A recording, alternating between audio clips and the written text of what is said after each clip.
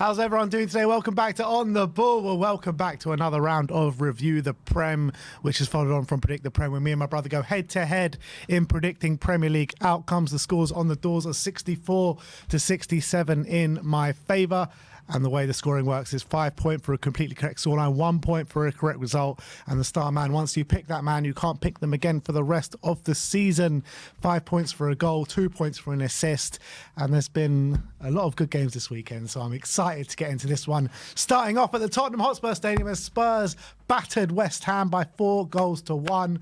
I went for 2-1, and I was absolutely shocked at Simeon's prediction, if you remember Predict the Prem last week, but he got it absolutely spot on. 4-1 against West Ham. Unbelievable prediction, I've got to say that. Yeah, thank you. Yeah, look, I just had a feeling that the way West Ham have approached these big games, that if they allow us a time on the ball and they allow us the ascendancy, we could overwhelm them. And that definitely happened in the second half. Obviously, first half it was a different story. West Ham going 1-0 up, and for a time, it looked shaky, to be honest, for Spurs. And there was a bit of tension in the air at the stadium being there. But I think we stuck to our game plan. I think by the end of the first half, we were taking control of the game. Decky getting his goal. And then we absolutely overwhelmed them in that second half. An absolute blitz at half-time. In the first 15 minutes.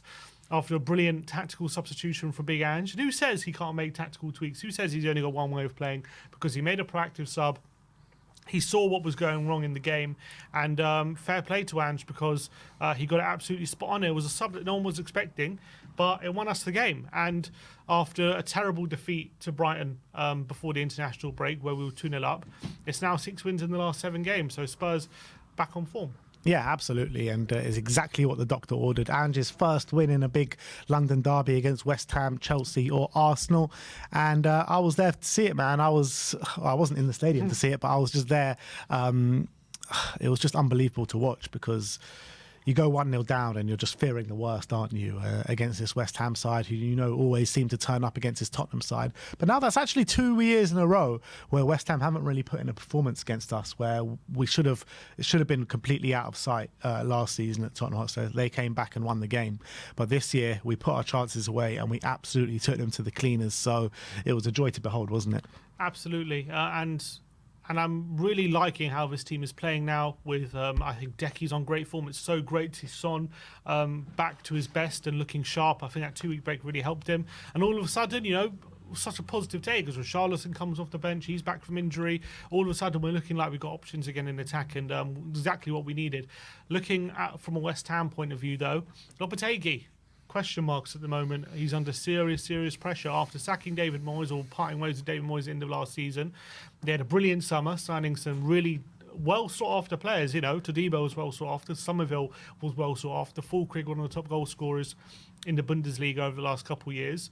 And you add that to the talent they already had, like Kudus, Bowen, Paquetá, and you're thinking, wow, West Ham had a great transfer window, but after this game now, sitting 15th, 2 wins in the first 8 games, only 8 points from their first 8 games as well.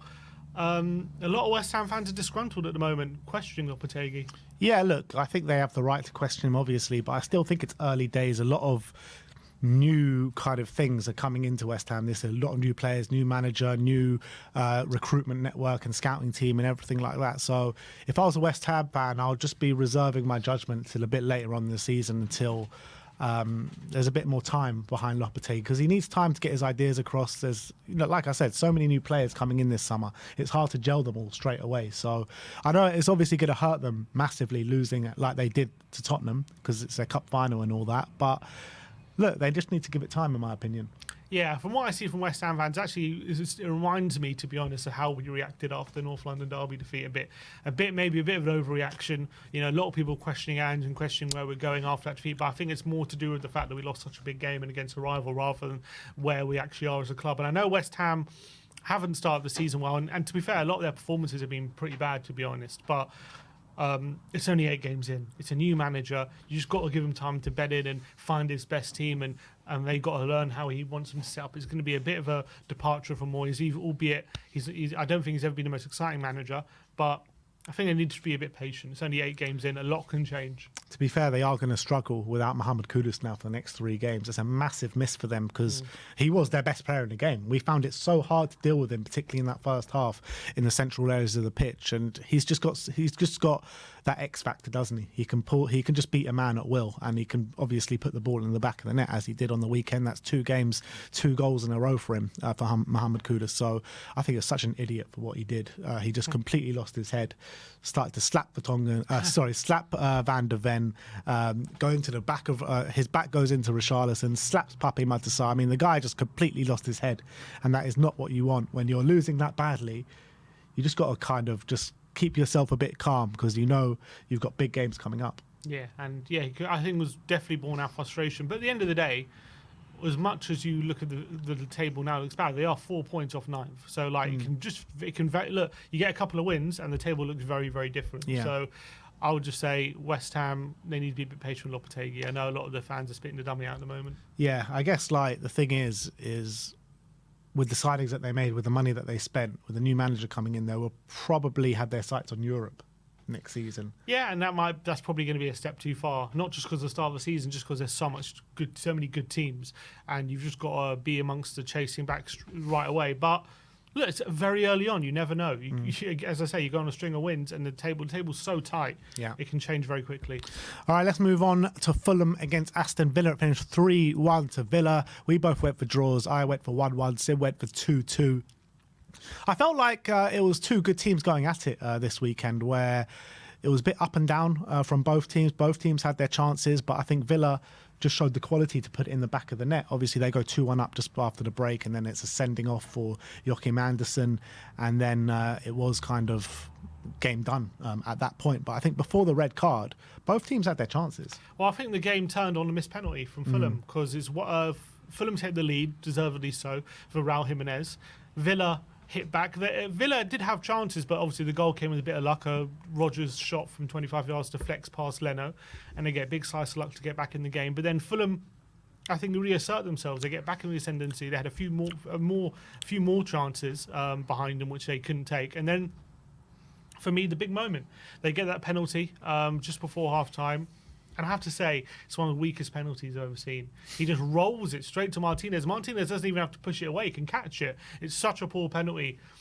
And not only that, I think not long after they missed that penalty, they missed it just before the half time. And then second half, obviously Ollie Watkins gets that header from a corner, puts him in the ascendancy. And as you say, then all of a sudden the game is over once Anderson gets sent off, and Issa Diop comes on and scores an own goal, and Villa take the victory. I don't think it was utterly convincing from Villa, but you have to give them credit, because Fulham away is difficult, especially Fulham in this current form. They're playing very well at the moment, and they're giving teams a lot of trouble. You saw how they played against Man City before the international break. So going away at Fulham, they're going to take a lot of points off a lot of teams, I think, at Craven Cottage this season, the way they're playing. So getting there, going away at Fulham and winning is no mean feat, and it's never a given.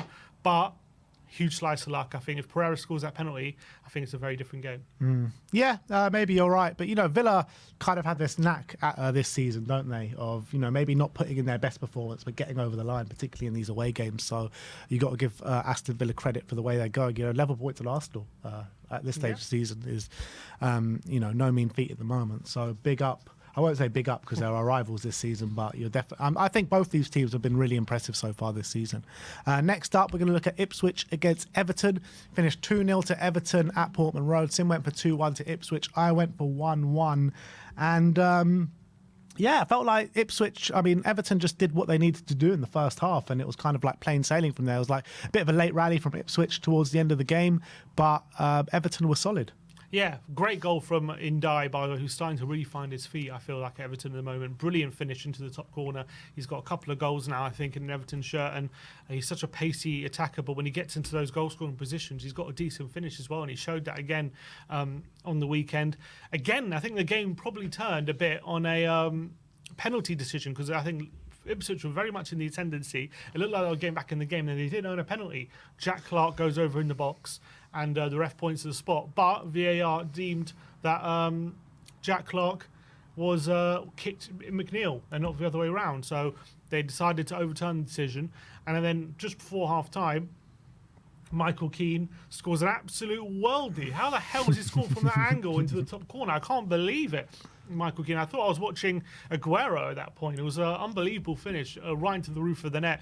I think that caught Ipswich off guard. And to be fair to Everton, surely they wouldn't be able to. They wouldn't give up another 2-goal lead. They've done it a few times already this season, and it was just too much for Ipswich on this occasion. Very disappointing result for them, and still winless. As much as they've had some good games and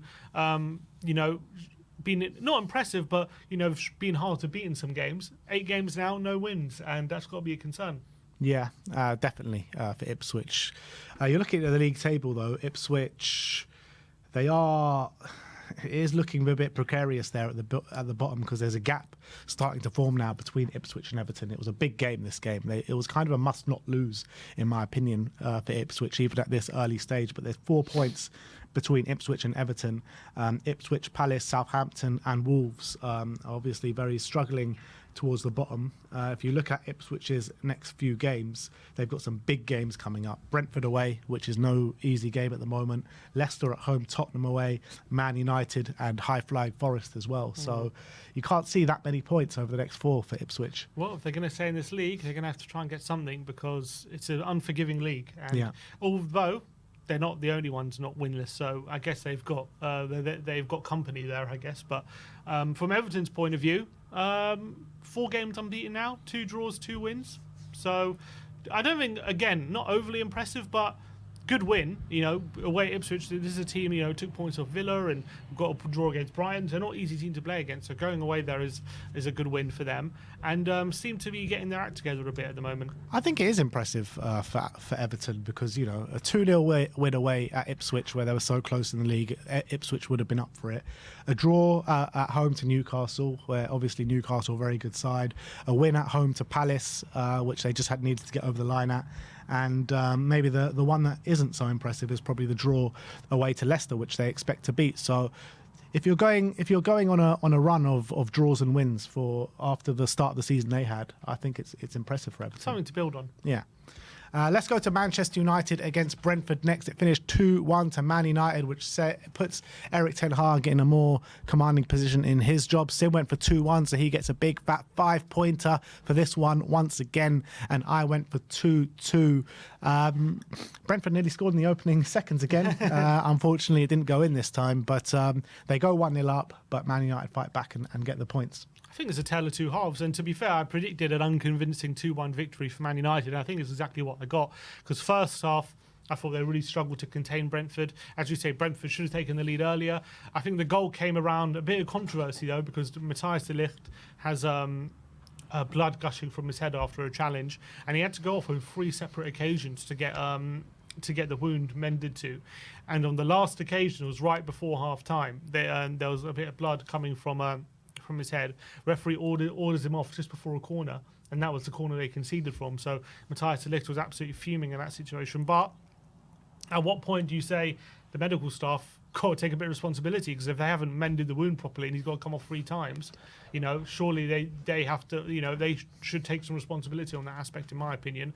But I don't know what Ten Hag said to them at half time, but they completely changed their play in the second half, and they were like a new team. And to be fair, it was an impressive performance in the second half. They completely opened up Brentford, got 2 really good goals, one from Garnacho, one from Højlund, looking really, really impressive in those finishes. And they ended up getting over the line and getting the win, and probably deservedly so, given the second half performance. But I'm just still not convinced by them. I know they turned it around, but that first half still showed me there's a lot of work to do at Man United, and I'm not convinced that just because they won this game they're now going to go on a run. Albeit, since losing that game against Spurs 3-0, they are unbeaten, 2 draws and a win. Yeah, and if you look at their fixtures, you would assume that they've got definitely the possibility to go on a run now, because they got West Ham away next, and then they got Chelsea at home, which is 2 difficult games, but then they play Leicester, Ipswich, Everton.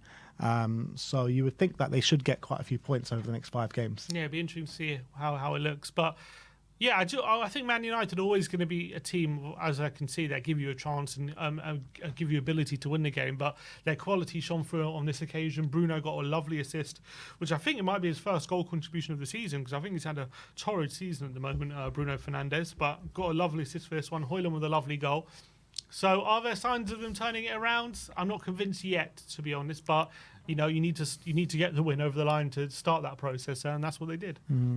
Next up, Newcastle against Brighton. It finished 1-0 to Brighton at St James's Park. Sim went for 2-2. I went for 2-1 to Brighton. So I pull a point back here in the Predict the Prem. I thought Newcastle were unlucky not to get something out of this game. Going into it, I thought Brighton were going to dominate the possession and maybe Newcastle would try to pick them off a bit. But it was actually Newcastle dominating the possession and creating quite a few chances. But Brighton were the ones to put the ball in the back of the net and quite amazingly kept the clean sheet as well. Yeah, which no one really expected away at such a tough ground like Newcastle. But yeah, they definitely rode their luck, didn't they? Especially in the first half where Newcastle, just before Brighton went 1-0 up, they had a series of chances and Brighton then scored against run of play. To be fair, I actually thought Brighton ended the game really strongly and could have sealed the victory on a number of occasions, and they missed chances to their favour. But Newcastle will be quite worried, I feel, because after what was a good start to the season results-wise, I remember me and you were both saying they're getting results, but they're not playing that well, are they? And they're not actually deserving of a lot of these results. They're getting lucky on a lot of occasions, and maybe that's starting to even out a bit at the moment. In a strange way, though, I feel like this was one of their better they've performed better in this game than they have done in some of the wins that they've had. This is just weird how it works out sometimes. Danny Welbeck, 5th goal of the season. It's a mixed day for him because he got the goal, brilliant goal, but then he did look like he suffered a really serious injury. Yeah, apparently he's going to be out for a bit. Well, it looked really innocuous because all it was they were challenging for a header, and I don't know who it was. I think it was Livramento, just bumps him in the back. And all of a sudden, you just see him clutching his back, and he had to get the oxygen. And it looks like just a very, very innocuous challenge. And it looks like he's come away with a serious injury from it. So I feel bad for him because what a start to the season he's had. Unbelievable. 5 goals so far in the first 8 games. His tally of the whole of last season. Yeah, he's looking great. He's looking on fire, looking as good as ever. And what timing. And he's always been a player, hasn't he, who suffered from injuries and stuff like that in the past. And it's such a shame that he looks like he's got over those injury problems and looks like he's back on his best form. Then he picks up the most innocuous injury you're ever likely to see. So that's gutting for him. Obviously, it's going to leave chances for the like of João Pedro and Evan Ferguson to get Evan Ferguson actually started this game. Yeah, with Welbeck. But yeah, it's gutting for Brian and gutting for Welbeck that he's picked up the injury. But Brian, with that win, up to 5th with only 2 points of Arsenal and Villa, which is after they had a great start, stumbled a bit, but after beating Spurs, backed up with a brilliant win against Newcastle. Yeah, credit to Brighton. They've been performing well all season. You got to give credit to Hertzler, the manager. He seems to find solutions in the majority of games that they're playing this season, and I'm super impressed by them. And their signings are looking absolutely spot on as they usually do. But back on Danny Welbeck for a second. I mean, this is his best strike rate in his career this season. You know, he hasn't scored over 6 goals in a season since back in 2012, 2013 for Manchester United when he scored 9 in a season. Wow. And now he's scored 5 in 8 games. So he better hope for his sake he's not going to be out for too long because he is a man on fire at the moment. But let's go over to Southampton. Leicester finished 3-2 to Leicester on the day. I went for 2-1 to Leicester. Sim went for 1-1, so I grab another point back. And Southampton go 2-0 up, don't they? Just after the half an hour mark. I think it was there a man sent off in this game? There was for Southampton late on. Yeah, man sent off late on, but Leicester just completely turned it around in that second half. I think it was 2-1 when Southampton got the man sent off, and then they got 2 late goals. Yeah, Jamie Vardy puts away the penalty, and Jordan Ayew in the 8th minute of stoppage time grabs the winner for Leicester. But I think that's like 4 games now this season. Teams have blown 2-goal leads. Everton have done it twice, Spurs have done it once, and now Southampton have done it in this game. So there's something in the water with these comebacks this season, but you've got to give credit to Leicester for the fight back that they did show. But I think it's problems that Southampton have shown all season, just completely open at the back.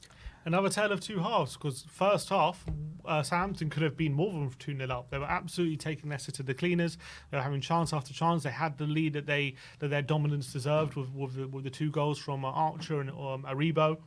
And they were looking like they were well on their way to their first win of the season. And it looked like it was going to be Southampton's day. And to be fair, you know, playing good football and opening up Leicester, you thought, okay, they deserve the victory here. But Leicester just turned it around that second half. They didn't lay down. They didn't give up. And they kept going to the very last minute. And as soon as Buonanotte, I think he was a key in that second half, to be fair, because he was absolutely brilliant getting them back in the game. He was the one who set the tempo. And it was a brilliant fight back from Leicester. Obviously, Vardy was about to put it in the empty net, and then he was pulled back. I think it was from Ryan Fraser, who prevented him from scoring. And obviously, Vardy then makes it 2-2. And in the 90th minute, a set-piece routine. Very clever thinking from Harry Winks. A low-driven corner right to the edge of the box. And there's Jordan Ayew to prod it home, make it 3-2 in the last kick of the game. And that's a massive win for Leicester. Puts them on 9 points, 14th in the league. 6 points clear of the relegation zone at the time this week as well. So after a poor start, you know, that's only one win, one loss in their last 5, 2 wins on the trot as well. So signs of life for Leicester at the moment. Yeah, it was unbelievable because Winksy came on for Skippy at half-time. And Winks just put in a bit of a masterclass, didn't he, in that second half? 4 key passes, I think, he made on the day. Rolling back the years, Harry Winks. Winnie Esther, Harry Winks, yeah. So, look, unbelievable result for Leicester, but carries on Southampton's dreadful start to the season. What are they, second bottom with 1 point? 7 losses out of 8, just conceding so many goals. And when you're 2-0 up against your relegation rivals and fellow promoted team and you're giving up like that, I mean, the writing's on the wall. They've got to start turning it around quickly, or they could be cut adrift in a very, very soon. But, you know, everyone's talking about how impressive Brentford have been this season. Leicester are only a point behind them, 9 points for Leicester, doing really well in 14th. And Southampton, Wolves and Crystal Palace. Crystal Palace on 3 points, Leicester on 9. So that's quite a significant gap at this stage of the season. Yeah, as I say, that's what 2 wins can give you. 2 wins, and the league is so tight, it can change very, very quickly, and it's a brilliant result for Leicester. And to be fair, I'm looking at their team. First of all, Fatawu was unbelievable when he came on. I like the look of Mavdidi. Vardy still, what's that, 3rd goal of the season? He's still got a few goals in him at the moment. Buonanotte is amazing Buonanotte was brilliant.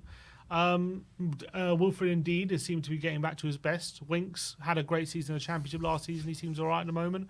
So they do have some good players. I think maybe if you look at their team, they're probably the most Prem ready out of the promoted sides, aren't they? So maybe it shows in the results. Yeah, maybe it's not a surprise that they're giving it the best fight of it. Yeah, it's just like you just hear the narrative from the Leicester fans coming into the season, and you think, these lot are just going straight back down.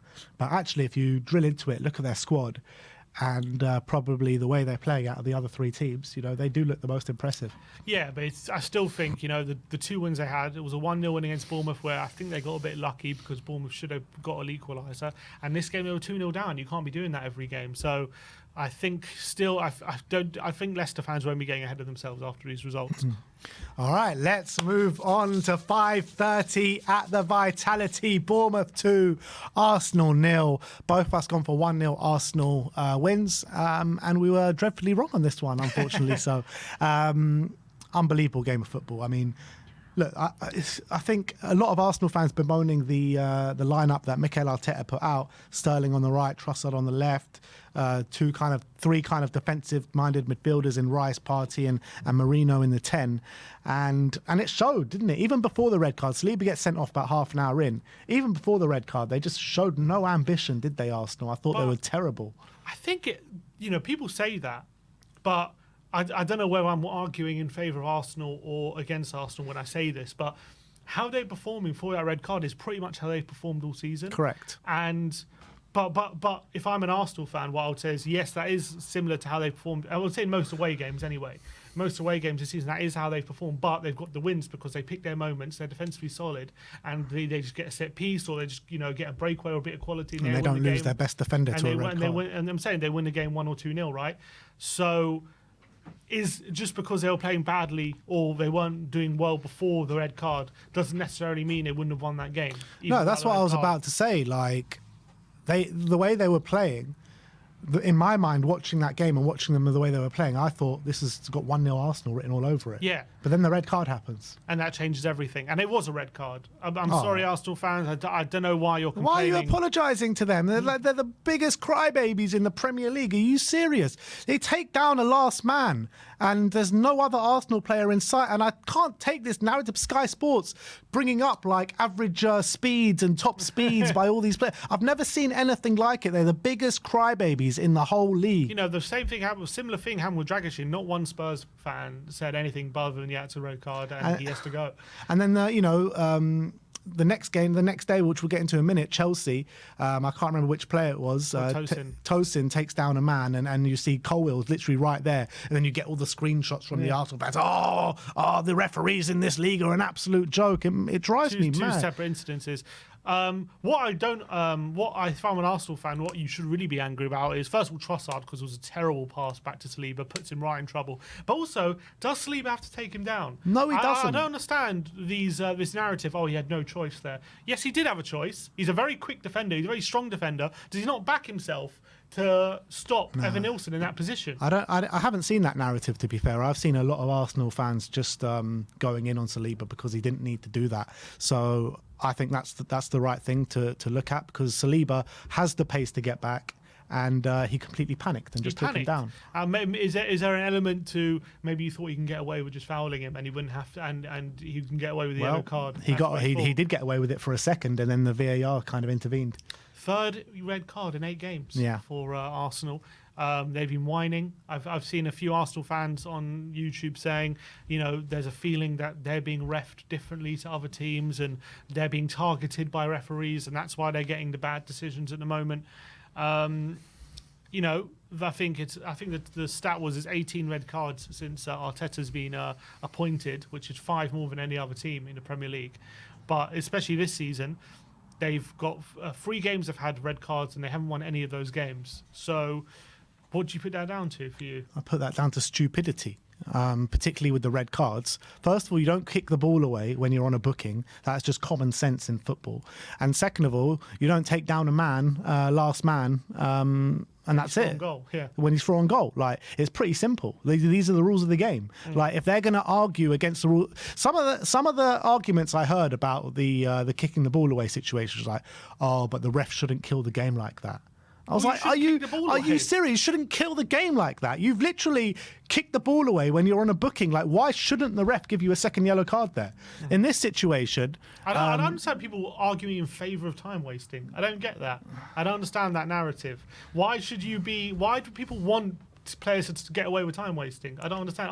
Don't we hate time wasting? Don't we get frustrated by it? They pride themselves on these dark arts, and then as soon as it goes against them, they're quick to blame the refs, blame this one, blame that one.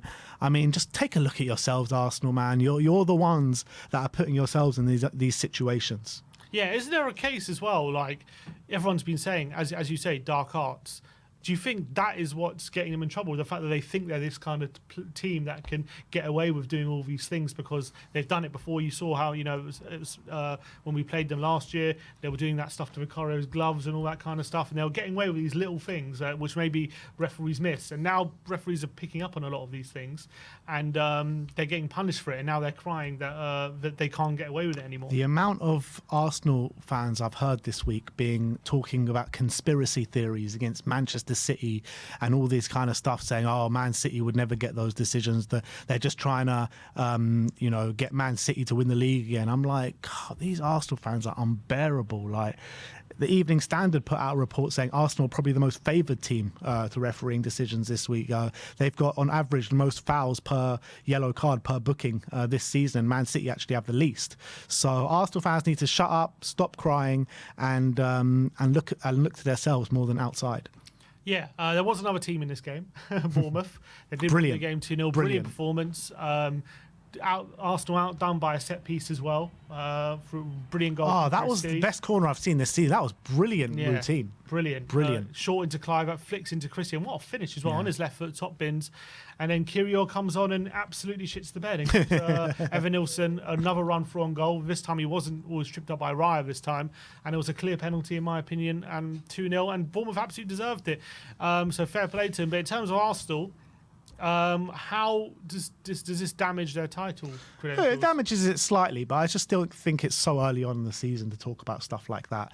They play Liverpool next, so obviously that's a massive game. If Liverpool win that game with no Saliba, no Odegaard, potentially no Saka, then it puts a big gap. It puts a big gap between the two. But I do think there's still going to be problems in the road for Liverpool this season. I don't think they're going to be winning every game from now to the end of the season. So I think there's going to be a lot of ups and downs from now to the end of the season. So I don't think it's done by any stretch of the imagination. Of course, it's not done. I do think this result was coming for Arsenal, though. Oh, 100%. 100%. We've been saying it all season. Yeah, you could see it the way we've been playing. And I find it interesting that I was watching some Arsenal fans talking about the game, and they were saying, "Oh, even before the red card, we weren't playing well," and all this stuff. I'm like, this is how you've been playing all season, mate. Like, I don't know why you're so surprised. Like, this is what I've seen. I know you've been getting away with it, and Ray has been bailing you out, and you've been getting late goals, or you've been relying on opposition, missing chances, and all that kind of stuff. But this is not That was not a departure from how Arsenal have approached away games. Sorry, they're the most shameless fan base. And this is the game where it probably came to a head. I know, obviously, the red card changed it a bit, but Arsenal have been playing poorly away from home all season, and they have got good results. But this result has been coming, and it doesn't shock me entirely that this happened. Don't talk about they've been performing poorly away from home this season. I think they've been performing poorly in general. They come back from the death against Leicester. They come back against Southampton, where Leicester and Southampton were both in the right. Could have got points at the Emirates. So I don't think they've been performing well all season. Never mind away. I think home as well. So look, long way to go. I think Arteta, he's a good manager, and I think he'll find a way around it. But they're clearly struggling with these injuries, and they can't figure out a solution at the moment. Mm-hmm. So that is the most shameless fan base in the Premier League right now, which is Arsenal Football Club. Let's go on and talk about Wolves against Manchester City. It finished 2-1 to Man City. I went for 3-1. You went for 3-0. And I said to you, this game has got Man City and both teams to score written all over it. Wolves take the lead with a really nice worked goal. That Brun Larsen, he looks like a real player, by the way. Strand Larsen, sorry. He looks like a real player, by the way. Yeah, he's been all right this season. I remember the opening day, it was giving the Arsenal centre-backs quite a bit of trouble. Was unlucky not to score, and he's actually been quite decent for them. Only a couple of goals, I think, but it was a nice finish on the breakaway. And, Wolves didn't have much in their game, but he made the most of it, didn't he? He did. And, look, Man City came back like the champions always do. They get the goal, and in the last kick of the game, what a goal from Gvardiol. Does he have the best right foot for a left-back in the league? I can't think of a left-back who has a better right foot than him. No, can't think of one. He's incredible. Yeah. Absolutely incredible. He's a phenomenon, Gvardiol, and that's why His goal catalogue is just ridiculous. That's why they paid so much money for him. He's He's an unbelievable defender. He's an unbelievable offensive player as well. This guy is brilliant. He can play centre-back. He can play left-back. He could probably play in midfield as well. Never seen a brilliant left-back just cut inside on his right foot and ping it top corner as often as he does. It's madness. I know. But the talking point was the goal in the last kick of the game of Johnny Stones. Arsenal fans just completely crying about it. Surprise, surprise.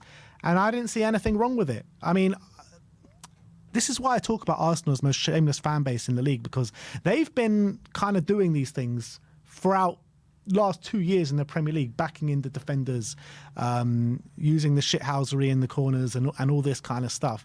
And as soon as it happens when Man City try and do it, and by the way, it was nowhere near offside, and there was nothing wrong with that goal, they're quickly to judge, aren't they?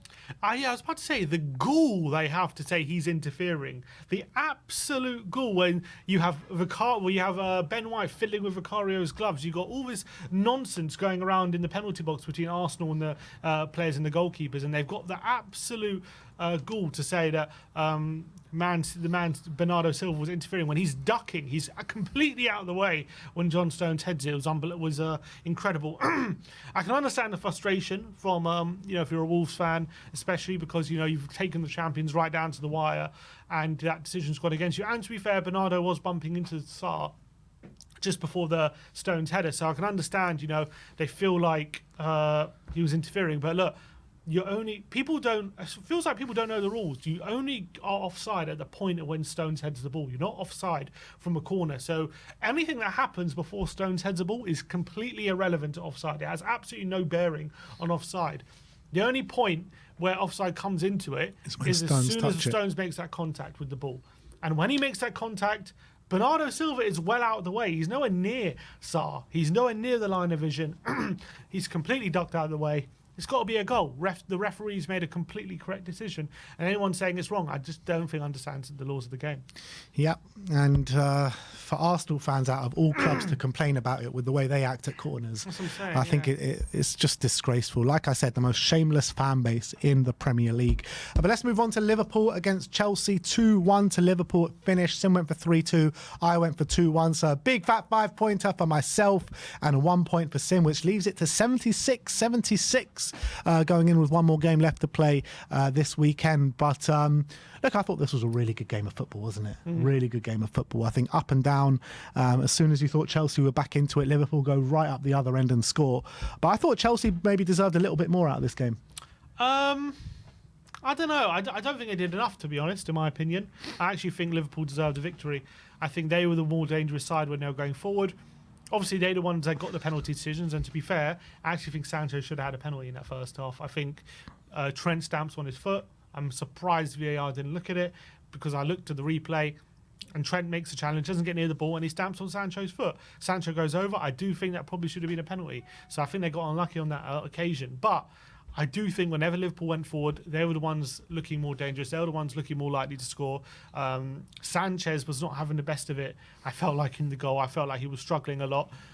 Lucky to get away with the penalty that was rescinded for him. Obviously, they did get the penalty, which I did think was a penalty on Levi Colwell with a foul on Curtis Jones. And he was absolutely brilliant, by the way. Curtis Jones scored the winner, won the penalty, should have won another penalty.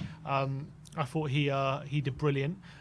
Brilliant goal as well. Chelsea obviously had moments. They got the equaliser, and it was a brilliant goal, by the way, from Nick Jackson, running from goal, great finish. But I felt like as soon as Liverpool went 2-1 up, they kind of just sat a bit deeper, waiting for Chelsea. I just don't think Chelsea did much. They huffed and puffed, but they just weren't able to break down Liverpool. And I felt if that's all they had, I felt Liverpool probably deserved a victory. I felt like on the balance of play, if the game finishes 2-2 that game, I don't think either side are complaining too much. Yeah, but that would entail Chelsea to create a good chance. Well, let's say if that penalty was given, right? I don't think Liverpool were like astonishing. I don't think they were brilliant. I thought it was just two good teams going at it, and it could have gone either way, to be honest. I think the balance of play was fairly even, but I think Liverpool made the most out of the times they were in the final third more than Chelsea did. I just felt Palmer was a bit anonymous. Madueke was looking dangerous at times, but then never actually did much. Sancho taken off at half time. I thought Sancho was poor. Yeah, I thought Neto looked a lot better when he came on. But when you're pressing, you're looking for an equaliser late on. I felt Liverpool defended really well and defended their lead very well. So enough.